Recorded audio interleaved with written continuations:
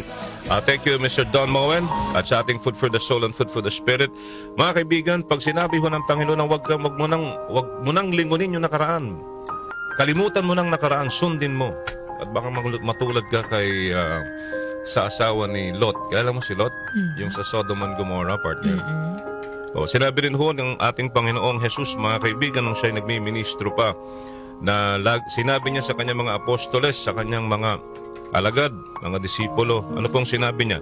Alalahanin ninyo ang nangyari sa asawa ni Lot, sapagkat ang taong naghahangad na maligtas ng kanyang buhay ay mawawala nito. Ngunit ang taong nagnanais mag-alay ng kanyang buhay alang-alang sa akin ay magkakaroon ng buhay na walang hanggan. Ano ba nangyari doon?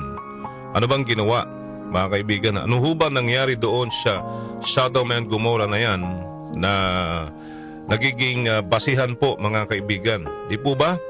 Ano hong ginawa ng Panginoong Diyos? Nako, sila po ay ano yung tawag doon sa Tagalog? Punished. Pinarusahan po sila. At napakaraming namatay, including the wife of Lot. Nasa Genesis 19:17, sinabi, escape for your life. Yun po yung salita ng mga anghel sa pamilya ni Lot. Do not look back or stop anywhere in the plain. Hindi plane na aeroplano, habang sila ho ay tumatakbo. Run! Parang ganun. Escape to the mountains. Diba? Dinala ho ng mga anghel ang pamilya ho ni Lot out of Sodom and Gomorrah and tell them to run, to flee, and not look back. Diba? Pero Lot's wife looks back and turn into a pillar of salt. Nakakalungkot, mga kaibigan. Ano ho ba ang ibig sabihin nito? Ang ibig sabihin lang daw ho nito, mga kaibigan, pag sinabi ng Panginoon, huwag ka nang bumalik sa nakaraan. Kalimutan mo ng nakaraan, move forward, look forward, listen to me. Pag sinabi ho ng Panginoong Diyos, ang Diyos mismo nagsabi sa inyo na listen to me. It's time for you to move forward. Huwag mo nang balikan ang nakaraan. Siya po ay hindi nakatiis. Ang sinasabi ho dito, ang explanation ho dito, ay si Lot, mga kaibigan, na hindi handa. Ay, ang asawa ni Lot ay hindi po handa to repent para sundin ang mga utuso ng Panginoong Diyos. Hindi siya handa, hindi siya nakinig sa sinabi ho ng mga anghel at ang utos po ng Panginoong Diyos. Kaya ganun, nangyari ho, naging pillar of salt po siya. Diba? Oo. Because of what happened, yung punishment sa Sodom and Gomorrah for disobeying God. Diba? Ang matindi pa dito, yun yung punishment din niya for disobeying God and looking back at Sodom, mga kaibigan. So sabi nila, the pillar of salt, yung nangyari sa asawa ni Lot, mga kaibigan, is a warning sa ating lahat about the dangers of the, grabe yung word na ginamit nostalgia, and looking back instead of moving forward in faith. Moving forward in faith. Pero hindi nakinig ang asawa ni Lot, mga kaibigan. Okay? So, yun lamang po. Napakasimple lang ho ng ating pinag-uusapan. Okay? The verse in the Bible, in Genesis, even in Luke 17:32, is a warning. Is a warning to not prioritize, mga kaibigan, one's life over obedience. Sinasabi rin po na pwedeng ito'y isang reminder ho, to not look back on things of the world when judgment comes. Pagdating ho ng judgment day, pag sinabi ho, wag mo nang lingunin yung nakaraan, wag mo nang lingunin yung nakaraan. Dahil no? Yung mga makamundong mga bagay-bagay. And also, ang sinasabi rin ho, na itong Luke 17:32 or even Genesis na binasa ko kanina, ay pwede rin hong babala to not seek rescue through things of the world.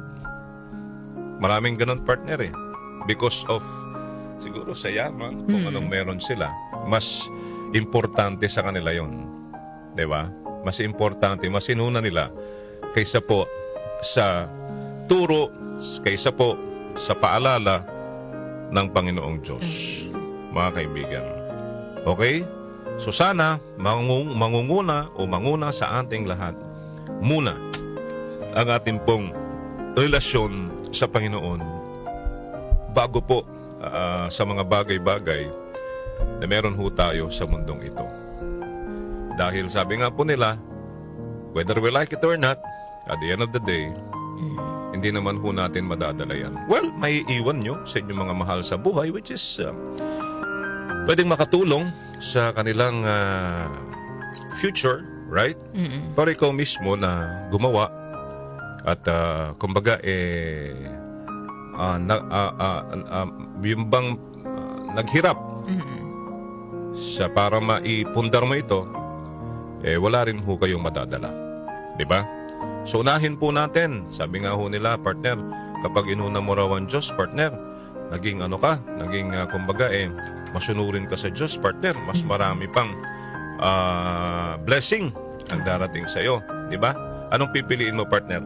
Yung bang Darlene, unti-unti lang, parang patak lang ng ulan, o gusto mo yung parang umulan? Nabiyaya sa iyo, di ba?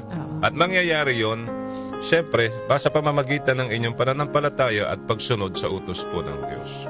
So for today, let's move forward, partner. And once again, don't forget to be humble. Magpakumbaba tayo. And don't forget to forgive also. That's one thing, a great sign that you are on the right path with God. So yun lamang po yung gusto nating i-share today, no? Mga kaibigan, ha? So don't look back. Oo. Sa past, sa mga nangyari sa buhay mo, ipasa Diyos mo na lahat yon.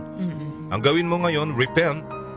Diba? Repent and believe the good news of our salvation. And that's none other than Jesus Christ, mga kaibigan, who is, sabi nga po nila, the way, the truth, and the life. The way to heaven, the way to God's kingdom, mga kaibigan. Okay? In Jesus' name, Amen. All right. Palakpakan po natin ang pong May Kapal today, Monday, for giving us another brand new day. Another chance to, sabi nga nila, change for good. Para sa ating, para sa pagbabago. Pagbabago na ikalulugdan, ikatutuwa ho ng Panginoong Diyos sa ating lahat. All right. Sina Joel Grospe at Darlene Olaño, MOK. Sa 774